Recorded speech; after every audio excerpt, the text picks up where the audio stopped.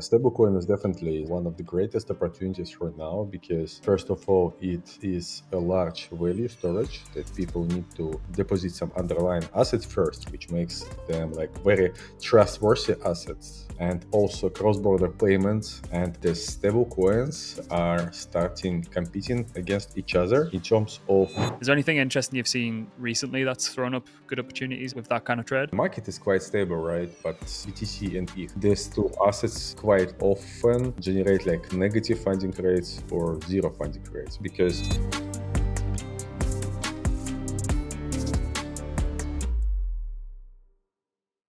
Andrei, how's it going? Very, very unique time to have you on. Everyone wants to talk about stablecoins, so thanks for joining us. Yeah, hey, nice to be here and thanks for inviting me today. Yeah, all good. Yeah, absolutely. Absolutely. I don't know how you do as many things as you do, to be honest, but yeah, it must be very, very busy. And we're at this weird inflection point. We're recording this 25th of March. So everyone seems to think we're back again now.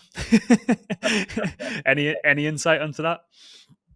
I hope so. I hope so. Look, I think market is in very very good stage, right? And at least it started recovering, right? And I hope that next yeah month will be very positive for the industry, at least before summer, right? Yeah, absolutely, absolutely. So a couple of a couple of headlines that came out the past couple of weeks that are going to bring us into this conversation. So, Fidelity wanting to launch a stablecoin backed by T-bills. Tether, I just looked earlier, roughly late teens to early $20 million per day that they're printing on fees. US administration, they kind of want to use stablecoins to solidify the US dollar as a global reserve currency, and they see that as a path to kind of continue to maintain that dominance going forward. So, is the actual product of a stablecoin, not just in crypto, but finance, tech, and globally, is it one of the greatest opportunities that there is in all markets currently? Yeah, the stablecoin is definitely is like one of the greatest opportunities, right, for now because first of all, it is a large value storage that people need to keep some deposit some underlying assets first, right, and then I mean the stablecoin, which is mandatory for stablecoin business, right, which makes them like very trustworthy assets, right, and especially that assets that can be proved that they have enough reserves, right? And also cross-border payments and value transmission from one part of the world to another. Stable coins and crypto is one of the easiest way to do this, right? Regarding US dollar dominance, it is not a secret that most of the stable coins are pegged to US dollar one by one, which indirectly makes, not makes, supports US dollar acceptance over the world. Yeah. Yeah, and this might a little bit of side tangent before we go into it, but I don't think the likes of Mastercard and Visa can continue to have that hidden 1, 2, 3% fee that the end user never really sees, but the merchant sees all the time. It just feels like that's a huge opportunity ripe for disruption, even just on payments. Yeah, definitely. It's a huge opportunity for remittance, right? For savings, for everything, but also for some yield generation regarding Visa and Mastercard. Of course, for like for normal people, and for you and me, I think also use these cards right in our normal life. But I would divide some stable coins. It's like financial markets. And unbanking societies, right? And Visa Mastercard is like developed or emerging markets that are already banked, right? And it is a kind of two different worlds for now. Mm-hmm. Of 100%. course, there will be a competition, right, in the future. But the target audience now is different. 100%. And so obviously I mentioned the fees that the likes of Circle and Tether are printing, some of the most profitable businesses per number of employees, particularly in Tether's case.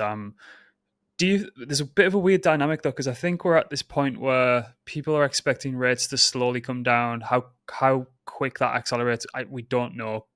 people are speculating around that. But if that does play out as expected, do you think a large portion of where these fees and the yield that has been generated for the likes of Tether and Circle, do you think they seek different opportunities away from T bills as as those rates do come down? Yeah. First of all, right, if you take a look at the tether reserves, right, they are not 100% in T-bills. It's around, if I remember correctly, like 30 or around this, right, Mhm. which means that 70% are allocated on other form of assets, right, that can be also yield bearing, right. It could be bonds, it could be, I don't know, Bitcoin mining, it could be some over collateralized loans, etc., right. And this financial market is very big, right? Plus, because stablecoins, they are focused to settle trade fi deals, for example, selling goods, commodities, or resources such as, for example, oil, right, and can be used for factoring operations. It's also a revenue source. And here, I think we are at that moment of the market where the stable coins are starting competing against each other in terms of which stable coin will be accepted widely for remittance and payments, not only on crypto space, because crypto space is quite limited, right? You have trading volumes on centralized exchanges, you have trading volumes on decentralized exchanges, their user bases, and frankly, that's all, right? You cannot create market here. And a logical step is to go to traditional finance. That's what's happened right now. Yep. 100%. So where we're let's kind of like take people on a bit of a history lesson. If they're coming in quite cold to the whole idea of stable coins, I'm sure there's going to be people listening to this who might be just interested in that whole term. And so we've had crypto backed stable coins like Yep. Maker and Dai. And initially that started out with just ETH deposits. They quickly realized after a huge depeg that it might be wise to then start putting USDC deposits to have a tighter peg. So let's just kind of riff on that type of stablecoin class for a second. So what has typically happened is that has slowly started to move towards more and more USDC being backed under DAI and just starts to look like a quote unquote decentralized wrapper on top of USDC. Um, the issues I perceive, like again, love to get your perspective on this. Great for quote unquote decentralization, permissionless, um, and the like kind of like resonates with the ethos of crypto, but relatively difficult to scale at the likes of what we see with USDC and USDT. Um, because USDC and USDT, their kind of money flow is coming from fiat money, right?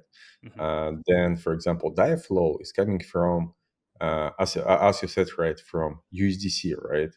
And of course, we cannot say that 100% of USDC clients are willing to deposit USDC into DAI, right? It would be odd, right? And definitely this funnel looks like this, that, okay, here is the start of user base, and then a part of it goes to DAI.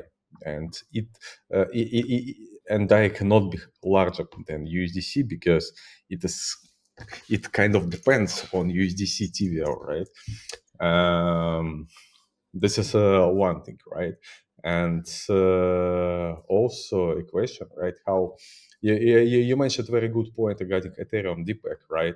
Because if we do this risk management on decentralized manner, right, we need to make sure that our liquidation engine works nicely, right? And you will be also liquid, right? For example, Aave is a good example here, right? There are a lot of liquidators that are actively looking for opportunities, right? Which makes the protocols very, very stable. Frankly, DAI is also very stable. Yeah, that's we cannot complain about it. Yeah. So, and then obviously we've spoke about USDT and USDC and kind of like more centralized counterparts. People do have the kind of like pushback on it. It's does have a blacklisting function. Tether can be quite quick to blacklist for better or worse. Circle, I think, need at least a warrant to kind of blacklist. But obviously, people have you gotta pick your poison, right? Like it might be somewhat controlled by centralized counterparties, but at least it's stood the test of time, extremely scalable. But again, like what it gets down to as well is what I think people are now beginning to ask. Well, if it's an extremely profitable business, an extremely profitable product, people have been conditioned in this industry to expect some form of kickback or revenue share or exposure to the underlying yield that these assets are earning. So, and I know where we're going to get into with this conversation, but do you just see this as a natural evolution with kind of what you guys are building with Falcon? People get to share in like the potential upside of the growth of the stablecoin, and again, it's just that next step of where we've got to with the development of stablecoins in the industry. If you compare Falcon, let's say with Tether or with USDC, our business model is different because we don't rely on TBOs funding rates, right, that the US pays to the TBOs holders, right? And for now, we don't accept fiat. We only work with crypto and we accept various crypto assets as collateral. It's our revenue source is going from like crypto native yields instead of TradeFi native yields. It's a bit different story, right? Mm-hmm. That's why we made it like yield bearing stablecoin and share revenue and with the token holders. Otherwise, if it is just a normal stablecoin, one more, right? I don't think that like a normal stablecoin, which is similar to USDT or USDC, without any unique advantage, can compete with them. Because if I am as a normal user, right, or you as Mm-hmm. a normal user, why would you change, let's say, USDT, which is accepted widely, like you can everywhere exchange it to cash or bank transfer, right, to something new, which is hard to exchange. I don't know. It's like Yeah, to create a very new. very hard. Do you Yeah. think the likes of PayPal have a chance in that realm then?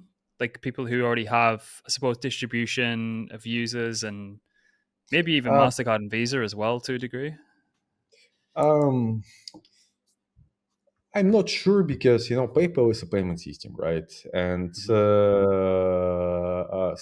for example, USDT user base, right, on a secondary market, and its acceptance is why it's much wider than PayPal because PayPal is just payments for something, right? USDT you can buy goods from China or from any other country, right? You can settle some crypto trading. You can do like a lot of things like as with real borderless money, right? With PayPal, first of all, I suspect that it will be highly regulated. And similar to Visa and MasterCard, you would need to have like a shit ton of compliance procedures to send your money abroad or to any people, which would make it like less crypto, but more something like exotic banking product. Yeah, I mean, PayPal was one of the reasons I discovered crypto because they banned me, so so I won't be touching that product. Yeah. Um, okay, so let's talk people through this product because it's very novel, it's unique, it's very for the DeFi nerds out there, they're gonna kind of like love it. So let's say I'm a new user coming to Falcon. What is the user journey? What do I do to get access to the stablecoin and the underlying yield? What does that user journey look like? The first of all, you need to. There are two ways, right? The first, let's say you went to the website, right? You need to connect your wallet. Then you should pass a KYC. Then you can choose an asset that you would like to deposit. I know it could be stables, it could be BTC or any altcoin that we support. Then you would see how much USDF we can mince against it. There are like two ways for minting, like a classical way when we hedge everything immediately, right? And it gets you maximum yield, but you kind of sell your tokens, right? Because it's hedged. Or you can use like innovative means, right? When we measure your risk and upside appetite, for example, you say that okay, I'm ready to be liquidated at 30%, and I'm ready to sell my assets at, I don't know, 300% from the current price, right? And then we measure it and give you like some USDF, right? Then you can stake this USDF in the protocol, and every day you receive a yield. You can redeem it anytime, and you can redeem like partially, only received yield, or you can redeem everything, right? There is no issues. The second way is that if you buy USDF on the secondary market and you just take, it's like a DeFi pool because it's permissionless. You can just take, unstake, but to redeem USDF to stablecoins or any other assets, you would need to pass KYC or sell it on secondary markets. Kind of like this. Yeah. Gotcha. And which chain initially is this getting rolled out on, and is there potential to go multi-chain, cross-chain, that whole world? We started, frankly, like not that creative. We started with Ethereum because it is the most battle tested chain for now, right? With the most developed system of smart contracts for financial solutions, right? And definitely, we are looking for multi-chain, and we are in negotiations with several of them. Frankly, it's not that complicated to add breached versions, right? But we would like to align with incentives for users. Some security stuff is also very important. It takes time, but definitely we are going to be multi-chain. Yes. Awesome. So, and I suppose there is an aspect of minting and redemption. Is there a fee on both sides there? What does that look like? We don't charge any fees for minting and redemption. Nice. Okay. And the KYC step is that, I suppose, just going into like a world of regulatory steps that just allow you to scale. Like, everyone knows the counterparty kind of. KYC is needed, right? Because our operations, yield bearing operations, right, Mhm. yield generating operations, sorry, are done not only on DeFi, right, but also on centralized exchanges, and we must to make sure that we don't serve any shady money, right, and or clients, because we have to be very like clean, right? That's why Yeah, KYC gotcha. is IML procedures mandatory. Yeah, that's Makes sense. So yeah, what happens on so like, just to kind of like recap for people, if we just take like the basic strategy of like, I suppose a pseudo delta neutral ETH position, long ETH, short ETH on the centralized exchange, like, how is that short side structured? So is that distributed through multiple different market makers on different exchanges? Like, what does that short leg look like? you mean short in general, or Yeah, so like with the product, so if it's a long short product, like what does that effectively look like? How is it structured? Like, who is putting on the short? Like, how is it fractionalized across different exchanges, I different understand. people Yeah, performing that? long short is just one of the yield bearing strategies, right? But answering on this question, definitely for now we work on Binance and Bybit. We use custodians to be connected there, and for now, because now we're on the beta stage, most of operations are on Binance side because it's like very liquid and our size is still not that big. Binance markets are enough for us.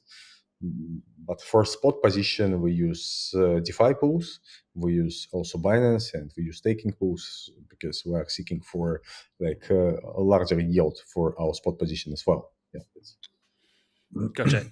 So with that first strategy, obviously being, somewhat understandable. I think a lot of people here can understand that there's a long, there's a short, that represents the kind of stable coin.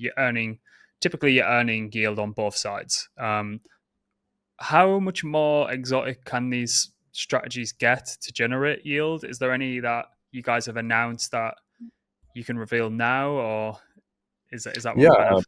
we also, as I said, staking, right? That's why we started working not only with BTC and ETH as underlying assets, but also with altcoins. Because if we're talking about like top altcoins, you can stake them, have like a very solid yield, like 2 digits yield easily, because most of them are interested to decrease circulation supply in their staking pools, right? Then Mhm. let's say we stake it, and 2 digits yield is much higher than 2% for ETH, for example, right? With almost the same level of liquidity, right? This is like also like risk-free and very profitable part of the strategies. Another one is also that's why altcoins are very important. When a lot of people are shorting something, funding rates revert to be negative. And then if we have like altcoin portfolio that is locked in the protocol, we can long perps and sell spot. In this case, we short, we hedge our position in number of coins. That's why this product that I mentioned, like innovative yield, is very important. And even price goes up, we're long in perps, we can buy same amount of tokens back. If price goes down, not bad. We still have cash to buy same amount of tokens back, right? But at these extreme volatile moments, funding rates are usually very, very high. For example, for our prop trading strategies in 2023, just in 1 month, within 1 month, if I remember correctly, it was August, September 2023, we made something like 40% on our portfolio that has been allocated to these strategies just within 1 month. Yeah. And this is another part of delta neutral strategies, yes. And also spot perps arbitrage, which is delta neutral, but frankly generates like good, stable PNL, but not that great. Yeah. Yeah. Can you give people like a bit of an insight on, because a lot of people when they're just figuring out funding rate, crypto markets are inherently long biased. What is that kind of percentage? It's like 70, 75 roughly percent that the markets are directionally long for, and like why that helps with the short leg of such products. Oh, let me take a look. I think usually, yes, if you take a look at the market like broadly, right? Let's just open any exchange. I have some desk here. Let's say, right, and click funding rates. That I see that like almost 99% of perpetuals have positive funding rate, which means that people long these assets. Why? Because I know crypto is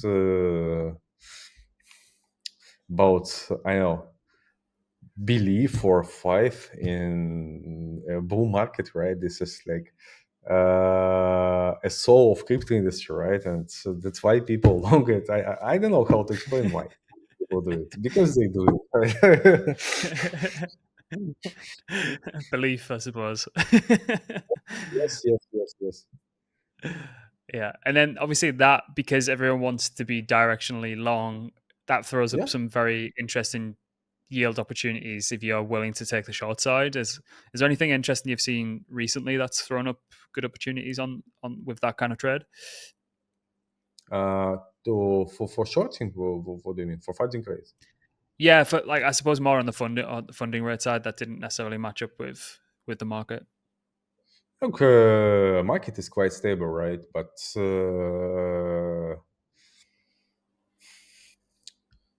frankly, a lot of people, what I would say, right? It's BTC and ETH, especially especially these two assets, right? A lot of Hmm. large hedge funds and large token holders, for example, exchanges with their treasuries and censor, right? They kind of do this funding rate farming, right? That's why Hmm. these two assets quite often generate like negative funding rates or zero funding rates, right?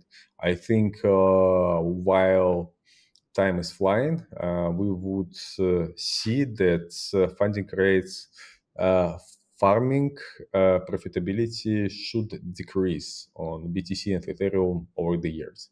For example, you can take a look at BNB, which mostly has like zero funding rate, or for today it has negative because almost everyone short BNB, not because they believe that it will go down, right? But to trade on Binance, if you trade on a scale, right, or if you want to have discounted trading fees, you need to keep BNB. And in order to remain market neutral, you need to short BNB perps, right?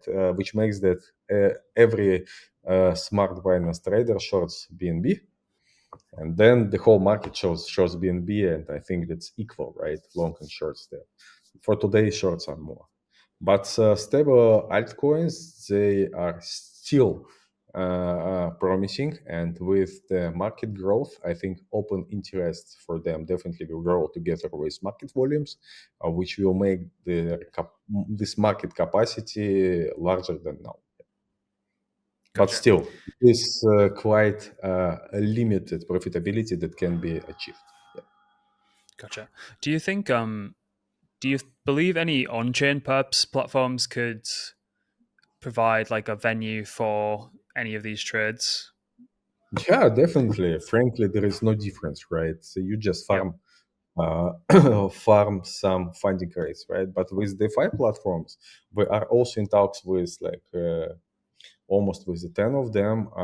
There is another beauty that generates more yield, right? Because you can Gotcha. farm funding rates arbitrage, but you can also negotiate some special airdrops and center that will go also to the product custody, treasury, right? And will be converted to the APY for users, right? It's more flexibility in terms of like side deals, right? It's kind of like this. 100%. Yeah. Aligned incentives. Yeah, yeah, so, definitely. so with USDF, notoriously getting a stable coin out and getting it to market and getting it adopted, particularly in DeFi, can be quite a hard kind of like cold start problem, particularly if you don't have what a lot of people have is like this huge incentive token to kind of just throw emissions at and play that whole game, which never really ends well, to be honest. But how difficult is it to get? And I know you guys are like very well established in the industry, but what about those integrations in DeFi? So like your lending and borrowing protocols, your I suppose like additional money markets, DEXs, like thinking about Curve and the likes of Morpho and UniV3, and like, is there going to be like any incentives around that initial adoption to get the token out to market, or is it just going to be purely we think the yield's really good enough, people are just going to want to hold it regardless? Ah, yes, yield is good enough, right? And we believe in that, but definitely development is very, very important, right? And fairly speaking, we started like 4 weeks ago, and it is a beta stage. We don't have a lot of things that are needed to be listed. For example, lending markets, we still don't have oracles. We don't have transparency page, right? We don't have some proof of reserves published yet, right? And this almost 90 plus, almost 100 mil TVL that we have, right? It is a representation that people just trust us, right? We even don't update UI for now, and that's why sometimes it shows like incorrect APY, which is okay because it is a beta stage, right? And I'm very happy and I'm very thankful to these people who trust us, right? Because they kind of act like blind now. But definitely we're in talks with this landing protocols with some of them, like you mentioned. I have lunch in 3 hours. Yes, we need to solve this stuff, right? Yield Yeah. is great, but if you want to have like acceptance over the market, right? Definitely you need to be listed. Definitely you need to give people more opportunities to interact with your coin, right? Otherwise, I don't see like any difference between just a staking pool. Yeah. Yeah, exactly. Yeah. I mean, I'm pretty sure there could be some nice, juicy Pendle strategies drummed up as well soon. Yeah. So again, this is what I'm getting at with like products like this. depending on people's risk appetite or however they want to, like maybe they just want to hold like USDC, USDT, right?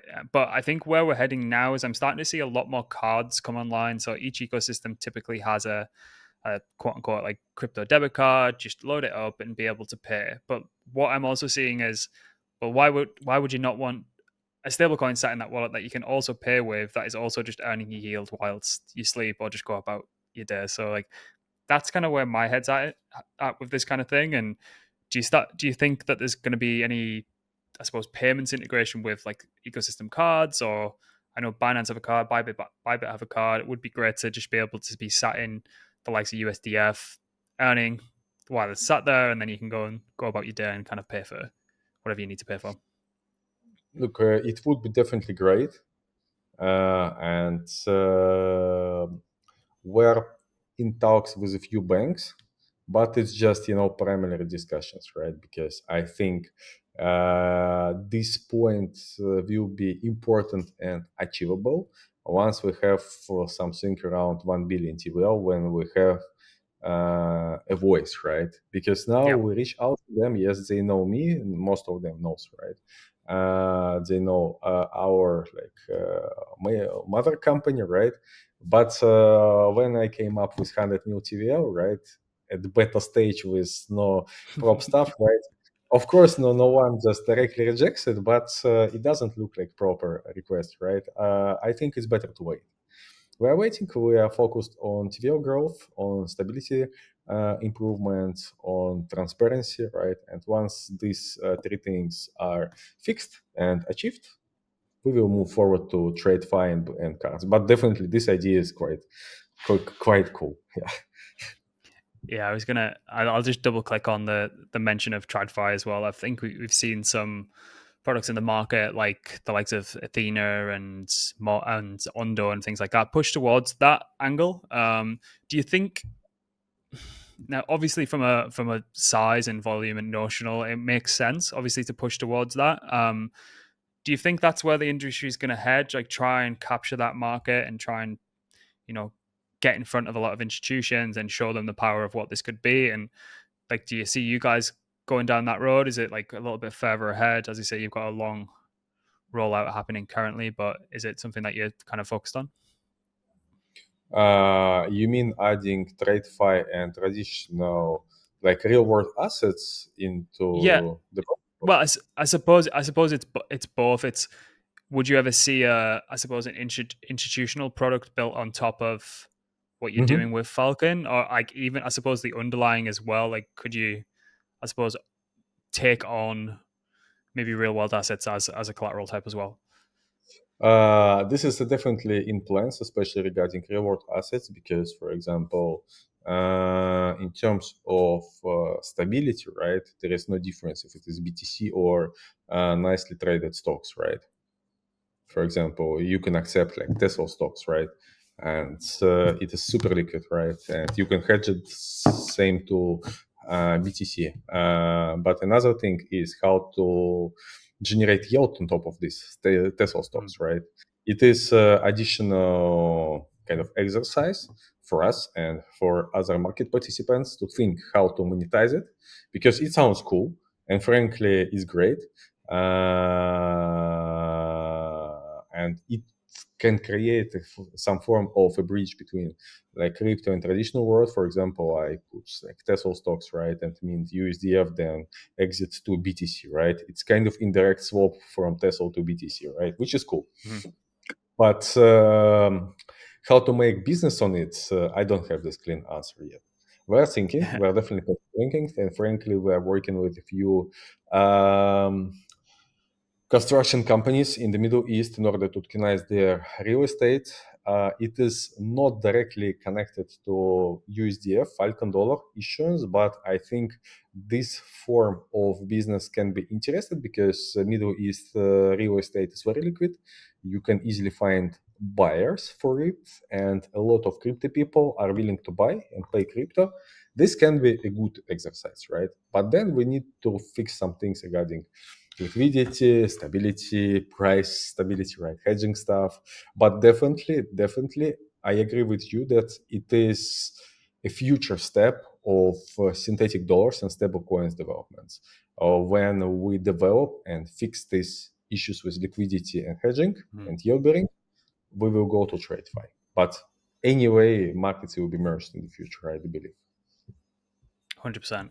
So what's interesting? So I'm from the UK. I've lived in Asia for the past 4 years, and the just acceptance of stablecoins across Asia is kind of wild compared to the UK and I can imagine the US, because there's absolutely no vendors anywhere in the UK that's going to be accepting stablecoins or whatever. And I've been and spent time in Dubai and around that region as well, and it's very very commonplace to have the acceptance of USDT for Yeah. like general general just day to day business. It's wild to kind of see, but I don't think the West understands that that's a thing yet. I think it's like a nice to have, and it's they can kind of see us getting to that. But I don't necessarily think, and not to kind of like act as if no one knows what they're talking about, but in the Middle East and in Asia, it's way more widely accepted than what is actually happening in the West currently. So, will the rollout be focused on Middle East, Asia, or is it just going to be complete global rollout as you guys go to market? For now, we are definitely focusing Middle East and Asia, and our lawyers are exploring the US presence, because I do believe that these three markets are like Asian countries, Middle East, and Central Asia. They are very important, and they have a lot of people's population, right? And that's the most active markets in the world in terms of user base and trading volume for crypto exchanges. It is Turkey, China, Russia, Indonesia, and Vietnam. This is like the most active traders all over the world, right? Of course, some sanctioned countries are not possible to serve, right? But definitely these markets in general are big. And the US market is the most wealthy market in terms of a single ticket size per user, right? And that's why it's also important to have some license there and to explore this market. Plus, they are very innovative and open for crypto, right? That's why we're also considering this. That's our plans. Yeah. Yeah, it looks a Europe lot is very more. hard because, frankly, in my opinion, Yeah. this mixed situation is a joke, right? And you just follow it, right? Nicely. Otherwise, it would kill your business, even if you are 100% compliant, right? You cannot just have an office in each country, right? It's just, it's Yeah, I truly, mean, yeah. it's historically bureaucratic in Europe, but it is what it is. Yeah, It is I what suppose it's it is. yeah, it's a very weird, unique time, I suppose, for anyone who's building a crypto product in the US, because, as I say, the administration currently, whether you like them or you don't like them, it seems like it's opening the doors, and it's like if you wanna build it, like this is a place where you can come build. Yeah, that's frankly the first time in the history, not in the history, but in long period of time that I spoke with the U.S. friends, right? Why the whole government is red, right? This Republican president, Congress, and administration, right? And crypto open for crypto, right? Let's see, but it's definitely a good sign for the industry, right? But it started very volatile. Yeah, yeah. Tell me about it. Okay, is there anything else you want to wrap up with on Falcon? I've just got some more market questions before we wrap up the I think up the call. no need, because let's keep it like a very good discussion without any advertising, right? Just who wants advertising can check Twitter, right? So, side question: how is everything going with DWF? You guys seem to be everywhere at the minute. It seems to be going pretty well from the outside looking in. Yeah, things are going well, thanks. And we launched like 250 mil fund yesterday, which is focused on mid and large caps. And we already invested a part of it and signed like, I would say, around 25% of the fund already signed. We will proceed with transactions, I think, this and next week. Because again, as I said, right, market is very good, right? And while market is kind of in correction, right? And doesn't and coin market cap doesn't say that it's altcoin season. Fundamental stuff is positive, right? Anyway, QE will happen. Anyway, there's regulation in the US, Middle East, and China for crypto is good. Money will flow. it's yeah, everything is okay here. Yeah. Was the liquid fund a product of there are just so many, I suppose, live working products that are at downbeat valuations compared to some of the private market stuff, or was it just you want to be a little bit more discretionary on the liquid side as opposed to, I suppose, Avoid longer term? discretionary. This market, of course, is focused on OTC investments, right? Gotcha. We are in talks with like foundations, with large token holders, right? That who are willing to offload some tokens, but with some like good conditions for the foundations, right? And this is our focus to buy like a lot of tokens at one trial with one transaction, and to sign like a lot of side deals regarding like the foundation support, right? How we support them. It's kind of like this. Gotcha. And is any specific sector within the industry, or like any is Uh, it primarily DeFi, AI, deepen, anything and everything that looks like a good opportunity? Infrastructure, layer one, layer two, right? So DeFi definitely, and also other stable coins foundation, right? That are willing to have or already have some native tokens, right? Mostly this one. You can take a look at coin market cap top, for example, 500, and this is no, not 400, and this is our target markets. Yeah. Awesome. And your personal opinion on, do you think we've bottomed?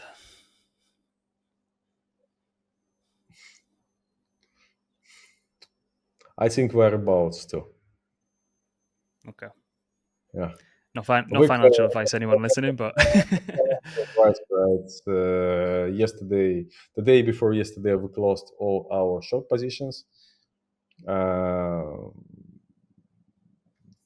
that's what I can say now. That's current positions. I can. awesome. All right, Andrei, anything else you want to wrap up with before we leave? Is there anything where you'd want people to take a look? We'll obviously leave all the links to what you guys are doing at Falcon and the announcement of the liquid fund as well in the description. But if there's anything you want to leave the listeners with, then the floor is yours. I think it's fine. I really like what we discussed, and it was really native and just a good chat. I more like interviews like this instead of just Yeah. Yeah, that's how human. we always do them. awesome. Well, everyone who's listening, you can go and find the links in the description. Go and see what's happening over there if you want to take a look. From my perspective, there's some actual really, really good yield there. So not to kind of dilute anyone who's already in there. If you can get access, that'd be great. But yeah, give us a like, subscribe, and we'll see you next week. Thanks for listening. Thank you. Thank you. Thanks for listening. Quick one, nothing here is financial advice. It's for entertainment and educational purposes only. Always do your own research or speak to a financial advisor before making any investment decisions.